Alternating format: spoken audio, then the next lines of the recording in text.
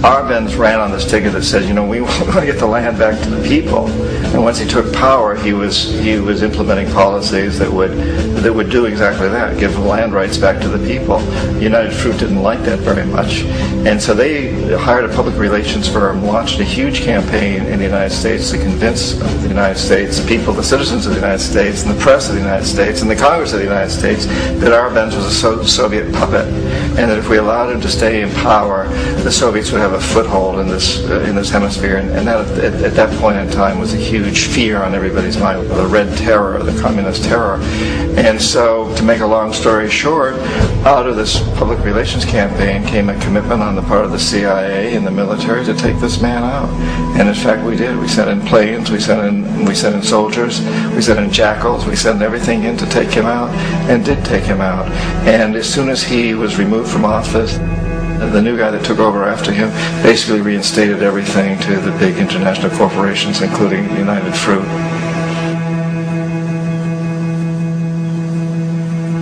Ecuador for many, many years had been ruled by pro-U.S. dictators, often relatively brutal.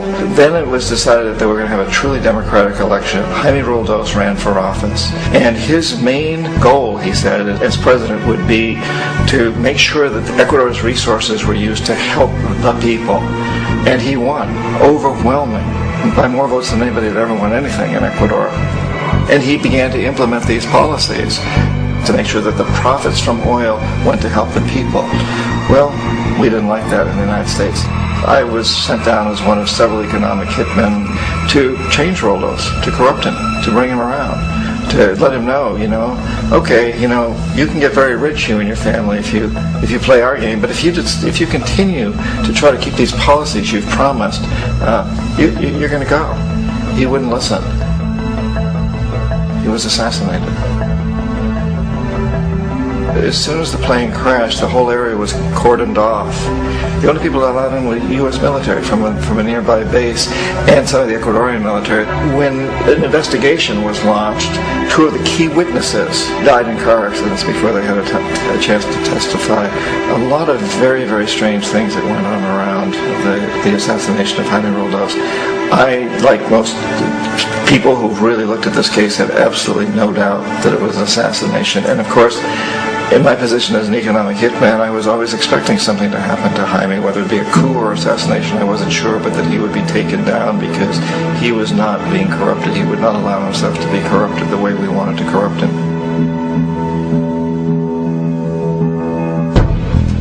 Omar Torrijos, president of Panama, was, one of my favorite people. I really, really liked him. He was very charismatic. He was a guy who really wanted to help his country. And when I tried to bribe him or corrupt him, he said, look, John, he called me Juanito. He said, look, Juanito, I don't need the money.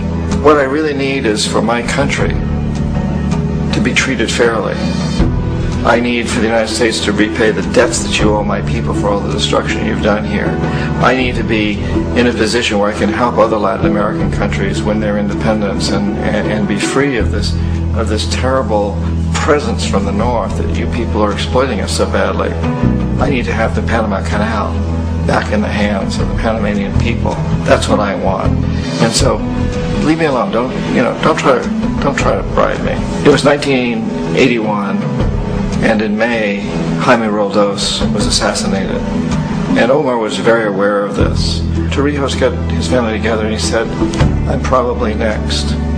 But it's okay, because I've done what I came here to do. I've renegotiated the canal. The canal will now be in our hands. He just finished negotiating the treaty with Jimmy Carter. In June of that same year, just a couple of months later, he also went down in an airplane crash, which, there's no question, was executed by CIA-sponsored jackals. Tremendous amount of evidence that one of Torrijos' security guards handed him at the last moment as he was getting on the plane a tape recorder, a small tape recorder that contained a bomb.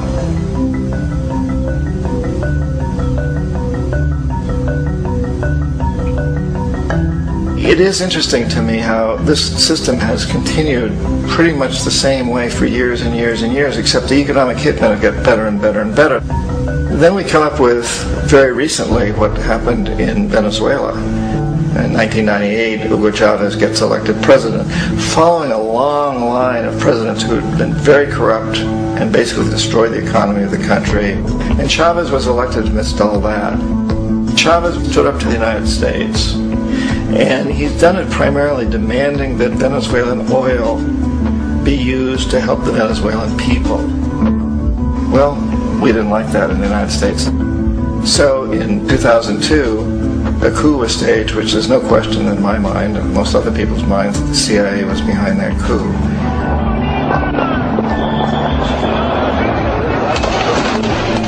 The way that coup was fomented was very reflective of what Kermit Roosevelt had done in Iran, of paying people to go out into the streets, to riot, to protest, to say this Chavez is very unpopular.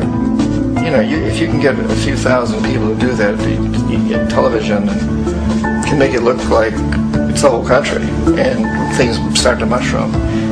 Except in the case of Chavez, he was smart enough, and the people were so strongly behind it that they overcame it, which was a phenomenal moment in the history of Latin America.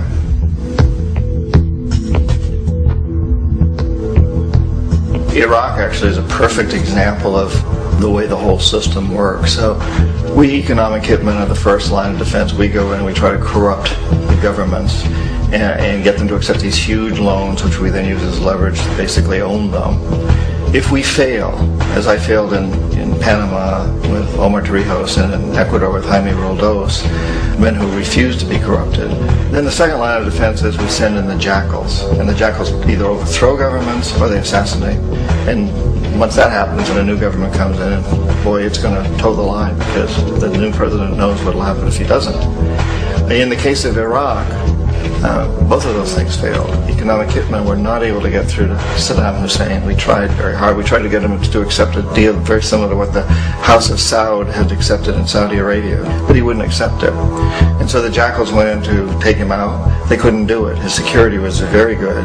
After all, he had one time worked for the CIA. He'd been hired to assassinate a former president of Iraq and failed, but he knew the system. So in 91 we send in the troops and we take out the Iraqi military.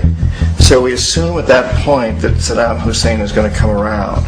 We could have taken him out, of course, at that time, but we didn't want him. He's the kind of strong man we like. He controls his people. We thought he could control the Kurds and keep the Iranians in their border and keep pumping oil for us. And then once we took out his military, now he's going to come around.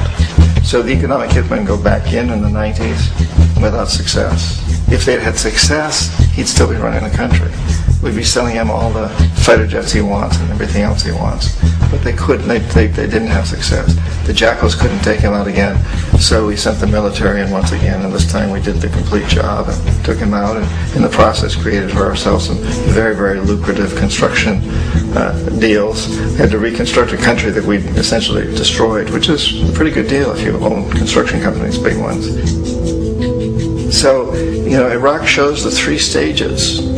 The economic hitmen failed there, the jackals failed there, and as a final measure, the military goes in.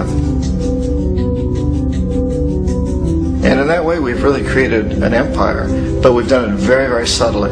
It's clandestine. All the empires of the past were built on the military, and everybody knew they were building them. So the British knew they were building them, the French, the Germans, the Romans, the Greeks. And they were proud of it, and they always had some excuse, like spreading civilization, spreading some religion, something like that. But they knew they were doing it.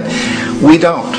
The majority of the people in the United States have no idea that we're living off the benefits of a clandestine empire.